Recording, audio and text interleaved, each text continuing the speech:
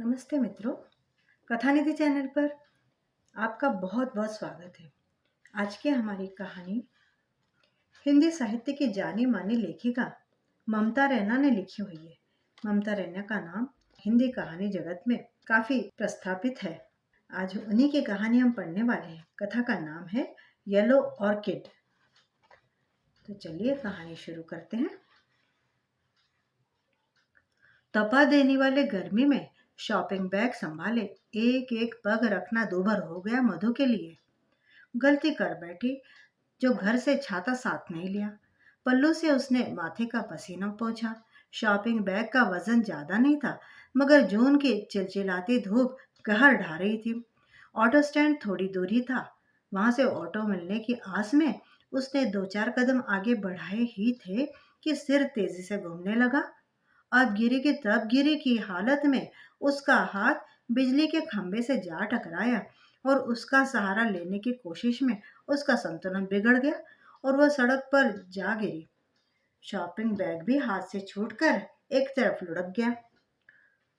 तुरंत ही कुछ लोगों की भीड़ ने उसे घेर लिया। पता नहीं कैसे गिर गई, शायद चक्कर आ गया हो। धूप भी तो कितनी है, ऐसी धूप में बिना छतरी के ही निकल पड़ी। इनको अस्पताल लेकर चलो, बेहोश हैं बेचारी। अरे कोई जानता है क्या, कहाँ रहती है ये? भीड़ में अलग अलग लोगों के अलग अलग बातें। अर्धमूर्छित हालत में पड़ी मधु को देखकर लोग अटकलें लगाए जा रहे थे, मगर अस्पताल या घर तक पहुंचाने की जिम्मेदारी कोई भी लेना नहीं चाहता था। तभी वहां से गुजरती एक सफेद गाड़ी सड़क के किनारे आकर रुक गई। एक लंबा चौड़ा आदमी उस गाड़ी से उतरा और लोगों का मजमा लगा देखकर भीड़ को चीरता हुआ आगे आया। मधु की हालत देखकर उसने तुरंत गाड़ी के ड्राइवर को बाहर बुलाया और उसकी मदद से मधु को उठाकर गाड़ी में बिठा लिया। यहाँ पास में कोई हॉस्पिटल है क्या? उस आदमी ने भीड़ की तरफ मुखातिब होकर पूछा। हाँ जी है ना, यहीं अगले चौक के दाहिने मोड़ पर एक नर्सिंग होम है। एक आदमी ने तुरंत फुरंत उनको इन्फॉर्मेशन दे दी और गाड़ी उसी दिशा में आगे बढ़ गई जहां नर्सिंग होम का रास्ता बताया गया था। हॉस्पिटल के बेड पर लेटी मधु की बाहों में ग्लूकोज की नली लगी हुई थी। कमजोरी का एहसास तो हो ही रहा था, पर हालत में कुछ सुधार जरूर था। नर्स से उसे मालूम पड़ा कि उसे गाड़ी में किसी ने यहाँ तक पहुंचा दिया था। वह उस सज्जन का शुक्रिया अदा करना चाहती थी, उनका नाम जानना चाहती थी जिसने उसे बीच सड़क से उठाकर अस्पताल तक पहुंचा दिया था और एक तरह से उसकी जान भी बचाई थी। वरना कौन मदद करता है भला किसी अनजान व्यक्ति की? तभी दरवाजा खोलकर एक आदमी वार्ड में आया। कैसी तबीयत है आपकी अब? वैसे डॉक्टर ने कहा है कि खतरे की कोई बात है नहीं, आपको कुछ देर में डिस्चार्ज कर दिया जाएगा। रौबदार चेहरे पर सजती हुई मूंछों वाला वह आदमी बड़ी शालीनता से मधु के सामने खड़ा था। मधु सकुचा गई और एहसान और कृतज्ञता के बोध से भर उठी।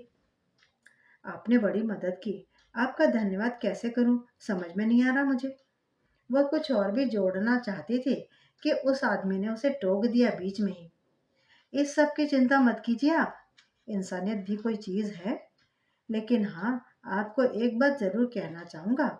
जब आपको शुगर की गंभीर समस्या है तो आपको अपनी सेहत का खास ध्यान रखना चाहिए था। यह आपके लिए बड़ा खतरनाक साबित हो सकता था, इस तरह से आपका धूप में घूमना और इस तरह से गिर जाना। मधु से कुछ कहते न बना। गलती तो उसकी थी ही। सुबह शुगर की दवा खाना भी आज वो भूल गई थी। उस पर से धूप में इतना पैदल चली। शुगर लेवल बिल्कुल कम होने से ही तो वह चक्कर खाकर गिर पड़ी थी। उसकी खुद की लापरवाही का नतीजा उसे तुरंत ही भुगतना भी पड़ गया था। किसी अजनबी का बेवजह ही एहसान लेना पड़ गया था, मगर वह अजनबी उस पर एहसान किए ही जा रहा था। अस्पताल से डिस्चार्ज होकर मधु को उसने घर तक अपनी गाड़ी में छोड़ा और मधु उसका नाम तक नहीं जान पाई।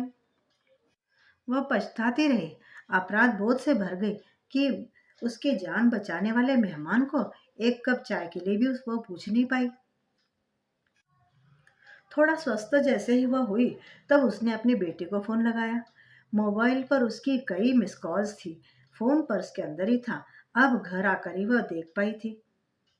सुरभि ने उसका फोन रिसीव करते ही उसके ऊपर प्रश्नों की झड़ी लगा दी थी। मधु के फोन न उठाने की वजह से वो बहुत चिंतित हो रही थी। उसने बताया कि वह अभी विकास को फोन करके बताने वाली थी। अच्छा हुआ जो तूने विकास को फोन नहीं किया, ना कि परेशान होता। बेचारा इतनी दूर बैठा है। बिना वजह ही मेरे अस्पताल में चले जाने की खबर ब्रॉडकास्ट हो जाती ना पूरे शहर में। माँ, आपको सिर्फ भैया की फिक्र है और मेरा क्या, जो मैं इतनी देर से परेशान हो रही थी आपके लिए। जानती हो, अभी सुमित से कहकर गाड़ी लेकर आ ही रही थी मैं आपके पास। मधु ने सुरभि को पूरा किस्सा बताया और यह भी कि कैसे आज वह सुबह शुगर की गोली लेना भूल गई और बिना छाता लिए चिलचिलाती धूप में शॉपिंग करने निकल पड़ी थी, और कैसे उसे चक्कर आ गया और कैसे एक अनजान शख्स ने उसकी सहायता की थी। पूरी बात सुनकर सुरभि की जान में जान आई। मुंबई से पूना कोई इतना पास तो था नहीं कि अगर कोई चाहे तो तुरंत ही उड़ के पहुंच जाए। अगर चाहती भी तो इतनी जल्दी नहीं पहुंच सकती थी वो मधु के पास। माँ, तुम ठीक हो? मधु बोली, हाँ बेटी, अब मैं बिल्कुल ठीक हूँ। तो यह बड़ी खुशी की बात है, मगर आइंदा इस तरह लापरवाही की तो मैं भैया को सच में बता दूंगी कि तुम आजकल अपना ध्यान बिल्कुल नहीं रखती हो। मधु उसे आश्वस्त करती जा रही थी कि अब वह पूरी तरह ठीक है और भैया को इस बारे में कुछ न बताए। वह खाम का इतनी दूर बैठा हुआ चिंता करता रहेगा। इकलौता बेटा बीवी बच्चों के साथ सात समंदर पार जाकर बस गया था और बेटी अपने भरे पूरे ससुराल में खुश थी। मधु अकेली रहते हुए भी बच्चों की यादों से घिरी रहती थी हमेशा। विकास जब नया नया विदेश गया था तो हर दूसरे दिन ही माँ से फोन पर बातें करके वह अपने आप को आश्वस्त कर लिया करता था। मगर अब महीने में एक बार फोन आता था तो भी मधु इसे गनीमत ही समझती थी। सच भी है, अब वो अपने परिवार में बच्चों में व्यस्त है। वो खुद को ही तसल्ली दे देती कि बच्चे मसरूफ है अपनी अपनी जिंदगी में। दिल की बीमारी से उसके पति की जब असमय ही मौत हो गई थी तो कॉलेज में लाइब्रेरियन की नौकरी उसका सहारा बनी थी। नौकरी के साथ घर और बच्चों को संभालने में ही कब उसकी उम्र गुजर गई वह खुद भी न जान पाई। अब जब बेटे बेटी का संसार बस गया तो मधु के पास अकेलापन और ढेर सारा वक्त था जो कांटे नहीं कटा करता था। स्टाफ में सब लोग मिलनसार और मददगार थे। सारा दिन किसी तरह किताबों के बीच में गुजर जाता था, मगर शाम घिरते ही उसे उदासी से घेर लेती थी। कभी उस अकेलेपन से वह घबरा उठती तो फैमिली एल्बम के पन्ने टटोल कर उन पुरानी यादों में खो जाती जब पति थे और बच्चे छोटे छोटे थे और वो सब साथ थे। बेटा विकास और बहू मोनिका कनाडा में बस गए थे। बेटे की दो बेटियां भी विदेशी परिवेश में ही पल रही थी। दो बार मधु भी उनके पास जाकर रहकर आ गई थी। मोनिका और विकास दोनों नौकरी करते थे। दोनों पोतियां विदेशी संस्कृति के रंग में रंगी तेज रफ्तार जिंदगी जीने की शौकीन थी। उनकी अजीबोगरीब पोशाकें और रहन सहन देखकर मधु को चिंता होने लगी थी। आखिर कुछ तो अपने देश के संस्कार सीखे बच्चे। उसने विकास से यह कहा भी था और यही सोचकर मधु ने बच्चों को भी कुछ समझाने और सिखाने की कोशिश की थी तो दोनों पोतियां उसे ओल्ड फैशन बोलकर उसका तिरस्कारी करने लगी। उसने जब बहू और बेटे से शिकायत की तो वे उल्टा मधु को ही समझाने लग गए थे। माँ, ये इंडिया थोड़े ना ही, यहाँ तो यही सब चलता है। मधु अनजाने से चिंता में पड़कर चुप हो गई थी। घर में बड़ों का फर्ज है छोटों को समझाना, उन्हें सही गलत का भेद बताना, लेकिन उसकी बातों का तो उपहास ही उड़ाया गया था इन सबके द्वारा। बेटा बहू छुट्टी वाले दिन अपने दोस्तों के साथ क्लब या पार्टी में चले जाते थे। किसी के भी पास मधु से दो बातें करने के लिए थोड़ी भी फुर्सत नहीं थी। ठंडे देश के लोग भी ठंडे होते हैं शायद। बाहर गिरती बर्फ को खिड़की से देखती मधु और भी उदास हो जाती सोचकर। अपने देश की तरह यहाँ पास पड़ोस का भी तो सहारा नहीं था। सब साथ रहते हुए भी सब अकेले थे। उस मशीनी दिनचर्या में मधु का मन न रम पाया और कुछ ही दिनों के भीतर ही वह अपने देश लौटने के लिए तड़प उठी।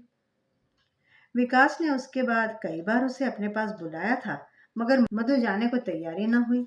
ना भाई, ऐसी भाग दौड़ भरी जिंदगी तुम्हें ही मुबारक हो। तुम लोग तो बिजी रहते हो अपने अपने कामों में, लड़कियां अपने कॉलेज और स्कूलों में। मैं क्या करूं बेटा सारा दिन अकेले बैठ के? इससे भली तो मैं यहीं पर हूँ, यहाँ मेरी नौकरी है। कम से कम सारा दिन लोगों के बीच रहती हूँ और बतियाती रहती हूँ, तो मन तो बहल जाता है। फिर मेरे आसपास किताबें रहती हैं, मेरी जो इच्छा होती है उस किताब को भी थोड़ी पढ़ लेती हूँ। ठीक ही कहती थी उसकी सहेली पम्मी कि दूर के ढोल तो हमेशा सुहावने लगते हैं, असलियत तो वहां जाकर ही मालूम पड़ती है। कुछ नहीं रखा है पम्मी वहां, वहां की जिंदगी में हम जैसे बूढ़ों के लिए कुछ नहीं है वहां। सही बात है मधु, पर तू बूढ़ा किसने दस गई है? खुद को बूढ़ा कह रही है?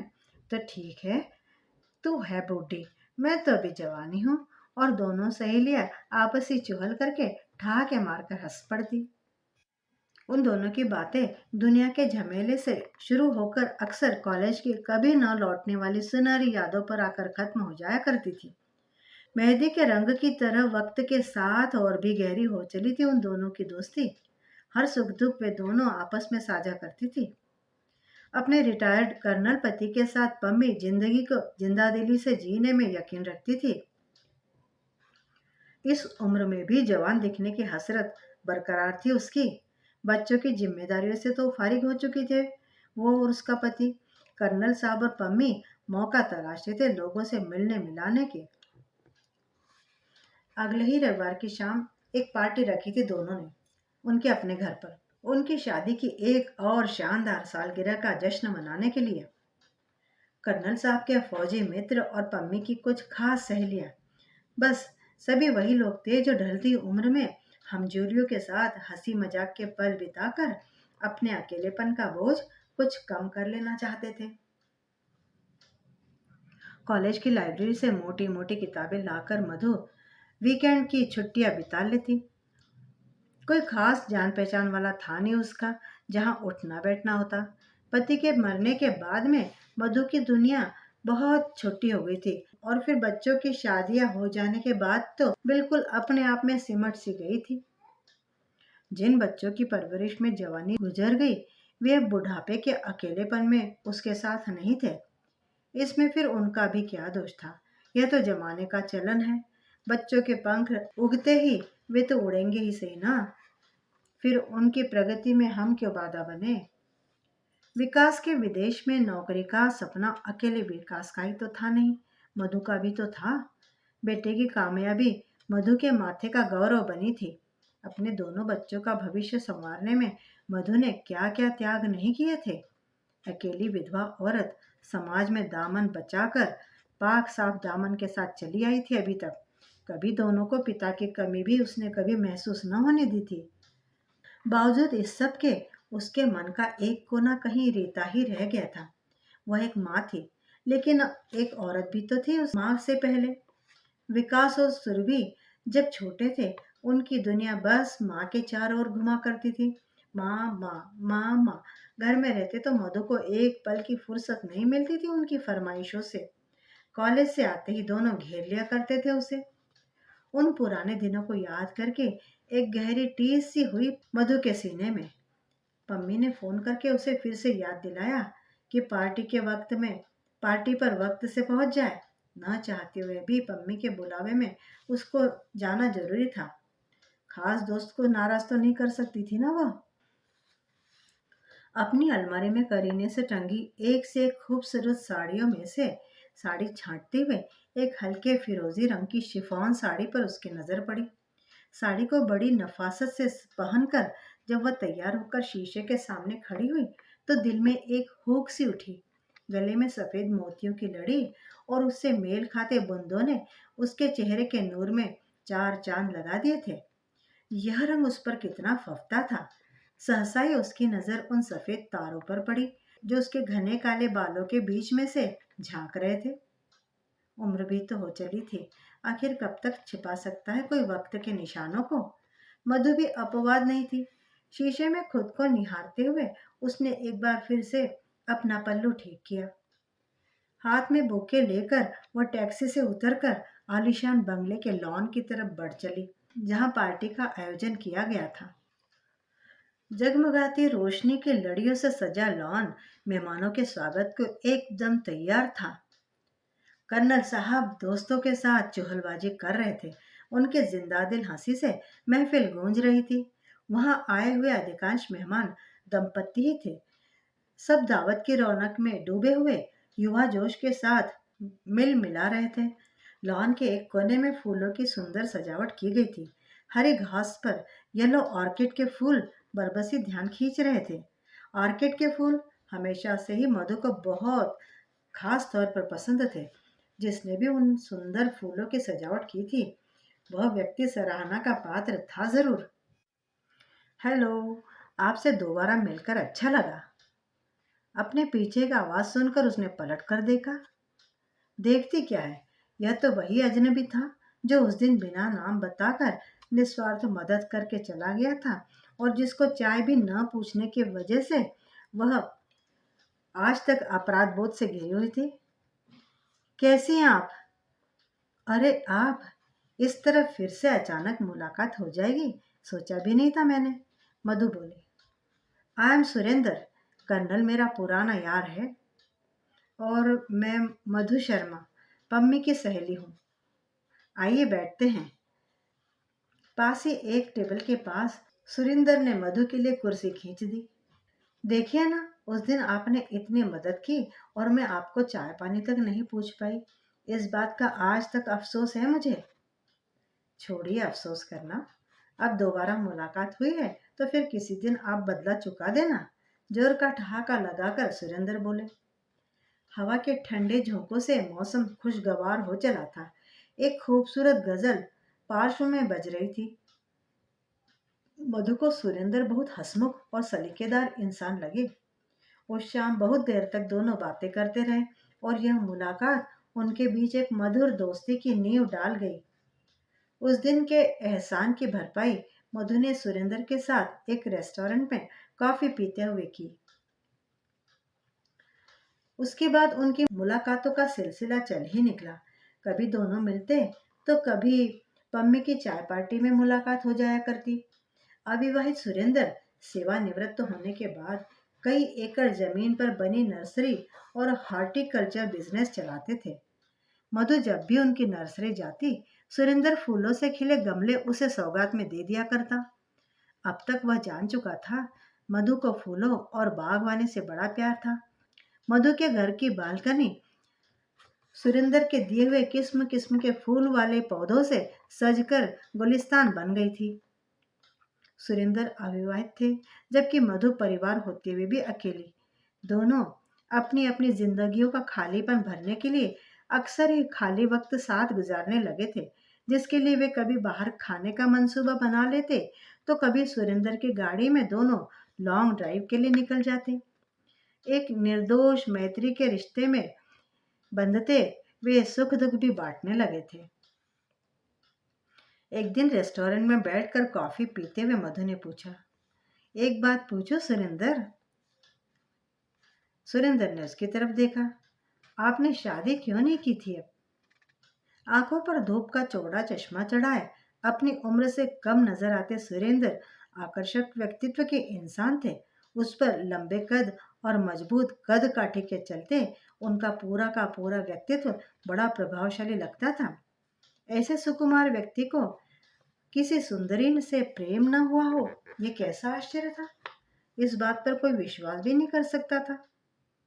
क्या बताए, कुछ जिम्मेदारी ऐसी थी जिनका निर्वाह बहुत जरूरी था मेरे लिए। पिताजी के न रहने पर छोटे भाई बहनों की पढ़ाई देखनी थी। फिर वे पढ़ लिख गए तो उनकी शादी की जिम्मेदारी भी मेरे कंधों पर थी। दोनों भाइयों का घर बस गया तो उन्होंने माँ को वृद्धाश्रम में रखने की बात कर दी, जो कि मुझे बिल्कुल नागवारा थी, क्योंकि वे दोनों माँ को साथ में रखना चाहते नहीं थे। इस बात पर तो आजकल बड़ा ताज्जुब होता है कि जिन माँ बाप ने अपनी जिंदगी बच्चों के बड़ा करने में लगा दी, वही माँ बाप के बूढ़ा होने पर माँ बाप को अपने साथ ही नहीं रखना चाहते। हाँ मधु जी, मैंने भारत माँ की सेवा की कसम खाई थी, मगर मेरी माँ को भी तो मेरी जरूरत थी। बहुत साल नौकरी करने के बाद मैंने स्वैच्छिक रिटायरमेंट ले लिया। जब तक माँ थी, उनकी सेवा की। कुछ एक रिश्ते तो आए, पर कहीं संयोग नहीं बना। बिना किसी मलाल के मैं जी रहा हूँ, खुश रहता हूँ। बस दोस्तों का स्नेह चाहिए। और हमेशा की तरह एक उन्मुक्त ठहाका लगाकर सुरेंद्र हंसने लगे। मधु के दिल में सुरेंद्र के लिए सम्मान कुछ और बढ़ गया। जो खुद से ज्यादा अपनों की खुशी का ख्याल रखे, ऐसे इंसान तो विरले ही होते हैं। सुना है सुरेंद्र के साथ आजकल खूब छन रही है। पम्मी ने एक दिन मधु को छेड़ा। यह सुनकर मधु के गाल सुर्ख हो गए। पम्मी फिर बोली, मुझे अच्छा लग रहा है। आखिरकार तू कुछ अपनी खुशी के लिए भी तो कर रही है। दोनों बालकनी में बैठकर शाम की चाय पी रही थी। पम्मी ऐसी दोस्त थी जो मधु को जिंदगी खुलकर जीने के लिए प्रेरित किया करती थी। सच कहूं, मुझे यकीन नहीं होता कि किसी से खुलकर बात करने से दिमागी तौर पर भी इतना शांति मिलती है, सुकून मिलता है। एक तू ही है जो समझती थी, और अब सुरेंद्र भी मुझे समझने लगे हैं। मधु खुश थी और पम्मी उसे देखकर खुश थी। उसी शाम बेटे विकास ने फोन करके बताया कि वह कुछ दिनों के लिए सपरिवार इंडिया आ रहा है। पिछले 3 सालों से हर बार वह मधु को अपने आने की सूचना देता जरूर था, मगर कभी अपने काम या किसी और वजह से उसका आना हो ही नहीं पा रहा था। बेटे बहू और दोनों नातियों को देखने के लिए मधु का दिल कब से तरस रहा था। वह बेसब्री से उनके आने के दिन गिनने लगी। बेटे के परिवार के आने से 2 दिनों पहले मधु का जन्मदिवस आया। वह अपना जन्मदिन कभी मनाती नहीं थी, मगर उसके लाख मना करने के बावजूद डिनर का प्रोग्राम बन ही गया और सुरेंद्र ने 2 लोगों के लिए टेबल बुक करा ली, एक अच्छे से रेस्तरां में। दोनों जब शाम को मिले तो सुरेंद्र मधु को देखते ही रह गए। गुलाबी लहरिया साड़ी में मेकअप के साथ मधु का रूप आज कुछ अलग था। उसने जब उन्हें इस तरह खुद को निहारते देखा तो वह शर्मा गई। शर्म की लाली उसके गालों पर दौड़ गई। उसके चहते येलो ऑर्किड का गुलदस्ता उसे थमाते हुए सुरेंद्र मधु पर दिल हार बैठे थे। मधु कोई दूध पीती बच्ची तो थी नहीं जो उनकी आंखों में अपने लिए आकर्षण या प्यार का भेद न समझ पाती। बहुत सुंदर फूल हैं, मधु बोली। बिल्कुल आपकी आंखों की तरह, सुरेंद्र अनायास ही बोल उठे और फिर अपने कहे पर खुद ही झेप गए। यह सच था कि मधु उनके जीवन में आई वह पहली औरत थी जिसके लिए उनके मन में प्रीति की कोमल भावनाएं जागी थी। सेना की नीरस जिंदगी और परिवार के प्रति उत्तरदायित्व के चलते उनके मन का वह कोना रीता ही रह गया था जहां प्रेम का रस बहता है। दोनों ने बड़े प्यार से कैंडल लाइट डिनर का आनंद लिया। हल्की फुहार सी भी पड़ने लगी थी तो ठंडी बहर तन को सहराने लगी। कुछ मौसम का खुमार था, कुछ दिल में उमड़ते जज्बात। बहुत दिनों में सुरेंद्र जिस बात को दिल में दबाए हुए थे, वह आज इस एकांत में मधु के सामने रख देना चाहते थे। शाम बहुत यादगार गुजरी।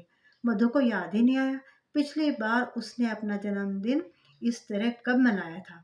घर के पास पहुंचकर मधु जब गाड़ी से उतर रही थी तो सुरेंद्र ने गाड़ी की पिछली सीट पर रखा हुआ खूबसूरत गिफ्ट पैक में लिपटा हुआ एक चौकोर डब्बा उसे भेंट किया। यह उसकी तरफ से जन्मदिन का तोहफा था मधु के लिए। घर पहुंचकर मधु ने उपहार खोला। सफेद मोतियों की नाजुक सी माला डब्बे में थी और साथ ही एक पत्र भी था।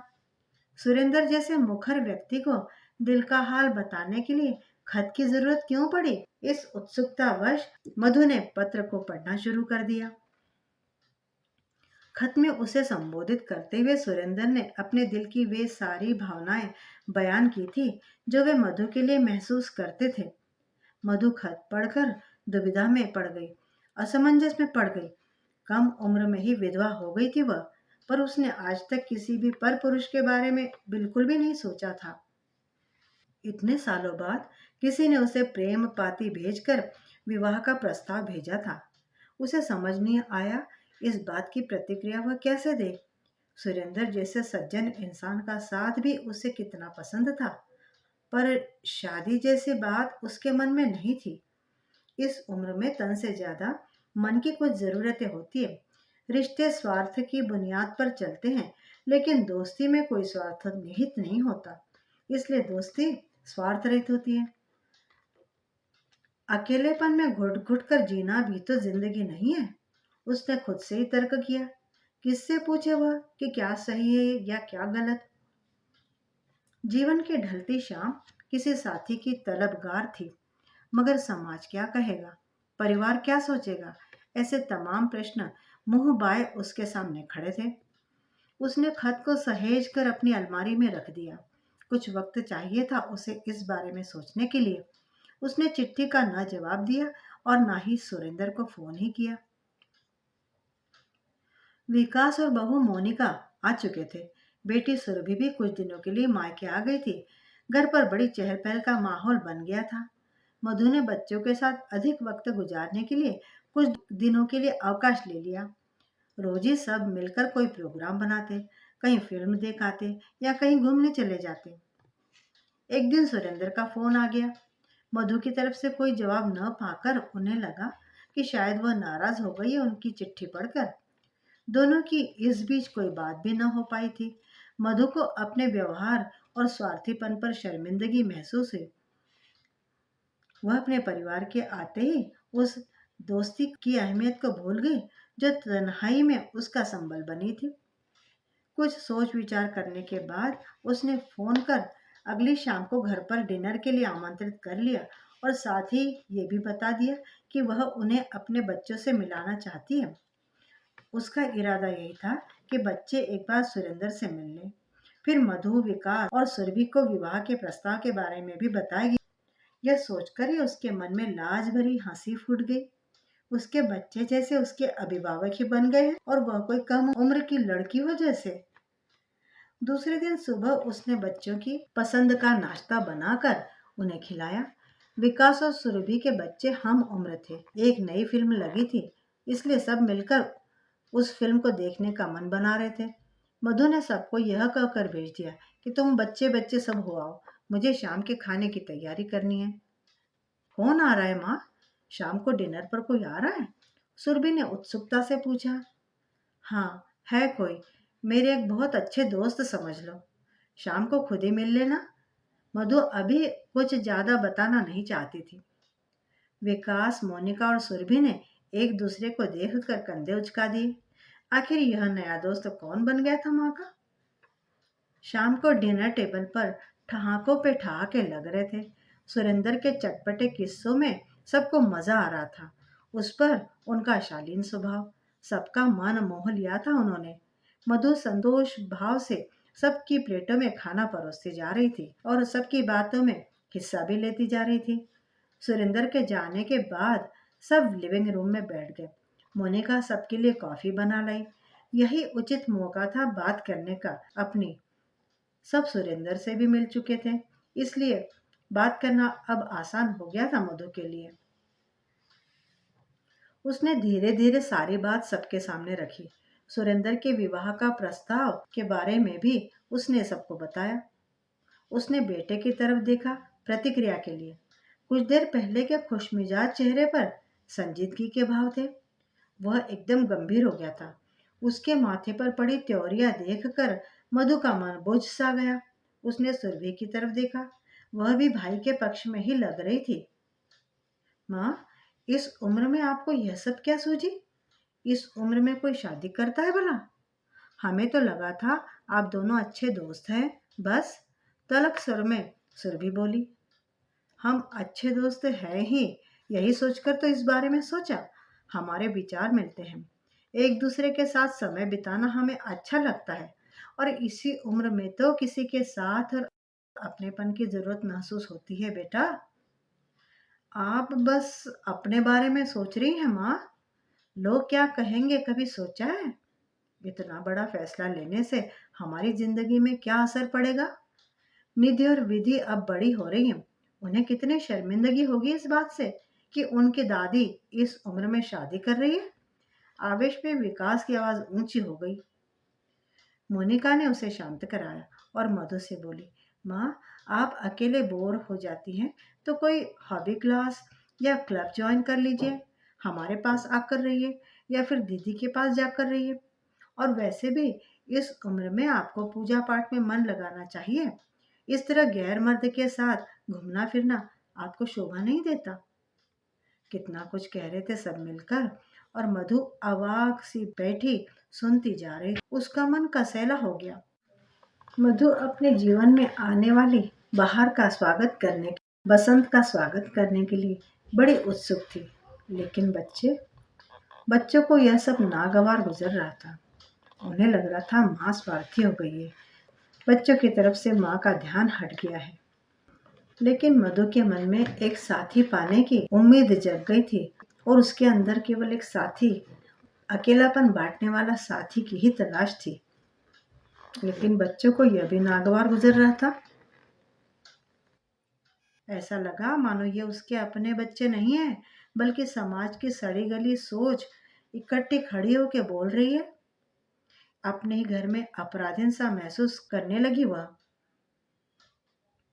हिसियाई सी टूटे हुए मन से वह उठी और सबको शुभ रात्रि बोलकर अपने कमरे में आकर पलंग पर पड़ी रही। जिस बेटे को पढ़ा लिखा कर विदेश भेजा, वह विदेशी परिवेश में इतने वर्षों से रहने के बाद भी कैसी दकियानुसी सोच से भरा हुआ है। अपनी उस दकियानुसी सोच से बाहर नहीं निकल पाया। और सुरभि, कम से कम उसको तो मधु का साथ देना चाहिए था, बेटी होने के नाते। जब सुरभि ने अपने लिए विजातीय लड़का पसंद किया, तो सारे रिश्ते नाते वालों ने जमकर विरोध किया था। विकास तक खिलाफ हो गया था उसके। एक मधु ही थी जिसने सुरभि के फैसले का न सिर्फ समर्थन किया था, बल्कि अपने बलबूते पर ही धूमधाम से उसकी शादी भी कराई थी। एक माँ के सारे फर्ज मधु बखूबी निभाती आई थी। कोई कमी नहीं रखी थी परवरिश में उन दोनों की। लेकिन माँ होने के साथ वह एक औरत भी तो थी। क्या उसकी अस्मिता, उसकी खुशी कोई मायने नहीं रखती थी बच्चों के आगे? क्या उसे अपने बारे में सोचने का कोई भी अधिकार नहीं था? अकेलेपन का दर्द उससे बेहतर कौन समझ सकता था? कितनी ही बार घबरा कर वह रातों को चौंक कर उठ जाती थी। कभी बीमार पड़ती तो कोई पानी पिलाने वाला भी पास में नहीं होता था। एक दुख और आक्रोश उसके भीतर उबलने लगा। अपनों का स्वार्थ उसने देख लिया था। बड़ी देर तक उसे नींद नहीं आई। बात जितनी सरल लग रही थी उतनी थी नहीं। मधु अपनी जिम्मेदारी से तो फारिग हो चुकी थी। अपने बच्चों को पढ़ा लिखा कर उसने उनके पैरों पर खड़ा भी कर दिया था। दोनों बच्चों के सामने कभी उसने हाथ भी नहीं फैलाया था। आखिर ऐसा क्या मांग लिया था उसने जो अपने ही बच्चे खिलाफ हो गए उसके? सोचते सोचते कब सुबह हो गई पता ही नहीं चला उसे। कुछ भी हो, उसे सबका सामना करना ही था। बच्चे कुछ दिनों के लिए आए थे, उन्हें वह नाराज नहीं देखना चाहती थी। आखिरकार माँ की ममता उसके अंदर की औरत पर भारी पड़ गई। नहा धोकर मधु रसोई में आई तो देखा बहू मोनिका टोस्ट तैयार कर रही थी नाश्ते के लिए। अरे तुम रहने देती, मैं छोले पूरी बना देती हूँ जल्दी से। विकास को बहुत पसंद है ना। विकास हल्का नाश्ता खाते हैं आजकल, सो आप रहने दीजिए, मोनिका रुखाई से बोली थी। सबके तेवर बदले नजर आ रहे थे। मधु भरसक सामान्य बनने की चेष्टा करती रही। 2 दिनों बाद ही सुरभि वापस जाने लगी तो विकास ने भी सामान बांध लिया। तू तो महीना भर रहने वाला था ना विकास? मधु ने उससे पूछा।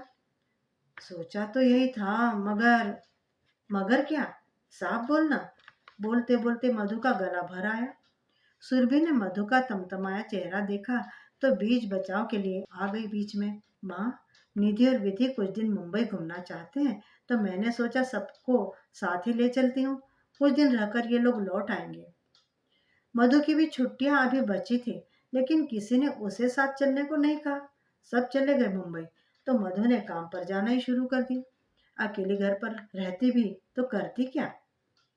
जो कुछ उसके दिल में था उसने उड़ेल कर सुरेंद्र के सामने रख दिया। आंखों में आंसू लिए भर्राए स्वर में वह बोली थी। कभी नहीं सोचा था मैंने बच्चों की नजरों में यूं गिर जाऊंगी मैं। नाराज होकर सब चले गए। गलती उनकी नहीं, मेरी है जो स्वार्थी हो गई थी मैं। ये कहकर मधु रो पड़े। उसे ऐसी हालत में देखकर सुरेंद्र को खुद पर बहुत ग्लानि हुई। मधु के परिवार में उसकी वजह से यह तूफान आ गया था। उसके शांत जीवन में उसने एक हलचल खड़ी कर दी थी। उसने मधु को सब ठीक हो जाने का दिलासा दिया, पर दिल ही दिल में वह खुद को इस सारे फसाद की जड़ मान रहा था। 2 दिन बीत चुके थे। सुरभि और विकास का कोई फोन नहीं आया था। मधु अंदर से बेचैन थी। उसे रात रात भर नींद नहीं आ रही थी। दोनों उससे इतने खफा थे कि एक फोन तक नहीं कर रहे थे। वह बेमन से एक किताब के पन्ने उलट पुलट रही थी, तभी फोन की घंटी बज उठी। मधु ने लपक कर फोन उठाया। सुरभि की आवाज कानों में पड़ी। माँ, सॉरी, आपको अपने पहुंचने की सूचना भी नहीं दे पाए। यहाँ आते ही भैया बीमार हो गए थे। डॉक्टर ने टाइफाइड बताया है। भैया अस्पताल में एडमिट है। वे आपको बहुत याद कर रहे हैं। माँ, हो सके तो आप जल्दी से जल्दी मुंबई आ जाओगी? आ जाइए। मधु रिसीवर कान से लगाए गुमसुम सी सुनती जा रही थी। पहले भी 2 बार विकास को टाइफाइड हो चुका था। जब भी वह बीमार पड़ता था, माँ को एक पल के लिए भी नहीं छोड़ता था। माँ की ममता बेटे की बीमारी की खबर सुनकर व्याकुल हो उठी उसे मिलने के लिए, उसकी देखभाल करने के लिए। माँ, आप सुन रही हो ना? माँ, कुछ तो बोलो। दूसरी तरफ से सुरभि की परेशान आवाज सुनाई दी। माँ का कोई जवाब न पाकर उसे फिक्र होने लगी थी माँ की। हाँ, मैं सुन रही हूँ। मैं आज ही आ रही हूँ, तो चिंता मत कर। बस विकास का ध्यान अच्छे से रखना। मैं पहुंच ही रही हूँ वहां। मधु ने जल्दी से फोन रखा। अपने पहचान के ट्रैवल एजेंट को फोन करके पहला उपलब्ध टिकट बुक करा लिया। फ्लाइट जाने में अभी वक्त था। उसने कुछ जोड़ी कपड़े और जरूरी सामान एक बैग में डाला। दरवाजे की घंटी बजी तो मधु झल्ला गई। इस वक्त उसे किसी से भी मिलना नहीं था। उसके पास इतना समय भी नहीं था कि वह किसी से बात करे। उसने उठकर दरवाजा खोला। एक आदमी गुलदस्ता थामे खड़ा था। मधु ने उसे पहचान लिया। वह आदमी सुरेंद्र के यहाँ काम करने वाला आदमी था। साहब ने भेजा है। उसने गुलदस्ता मधु को पकड़ा दिया और चला गया। येलो ऑर्किड के ताजे फूल, साथ में एक लिफाफा भी था। मधु ने लिफाफा खोलकर चिट्ठी निकाली। वह बड़ी उतावली में पढ़ने लगी। प्रिय मधु, ये फूल हमारी उस दोस्ती के नाम से जो किसी रिश्ते या बंधन के मोहताज नहीं है। मैंने तुम्हें एक कशमकश में डाला था जिसने तुम्हारी जिंदगी की शांति, सुकून और खुशी छीन ली, और आज मैं ही तुम्हें इस कशमकश से आजाद करना चाहता हूँ। दोस्ती की जगह कोई दूसरा रिश्ता ले नहीं सकता, क्योंकि यही एक रिश्ता है जहाँ कोई स्वार्थ नहीं होता। एक माँ को उसके बच्चों का प्यार और सम्मान हमेशा मिलता रहे, यही कामना करता हूँ। मैं तुम्हारे और तुम्हारे बच्चों के बीच आकर एक दीवार नहीं खड़ी करना चाहता। सदा तुम्हारा शुभचिंतक। उसने खत को पहले वाले खत के साथ सहज कर रख लिया। मन का भारीपन हट चुका था। आंखों पर से कोहरे की धुंध भी हट चुकी थी। दोस्ती की अनमोल सौगात की निशानी येलो ऑर्किड उसे देखकर जैसे मुस्कुरा रहे थे। तो मित्रों, अभी हमने ममता रैना द्वारा लिखी हुई कहानी येलो ऑर्किड पढ़ी। उम्मीद करती हूँ कि आपको कहानी पसंद आई होगी। कमेंट करके बताइएगा ज़रूर। मिलती हूँ जल्दी ही एक बढ़िया सी और कहानी के साथ। तब तक चैनल पर नए हो तो चैनल को सब्सक्राइब भी ज़रूर कर लीजिएगा। आपका दिन शुभ हो।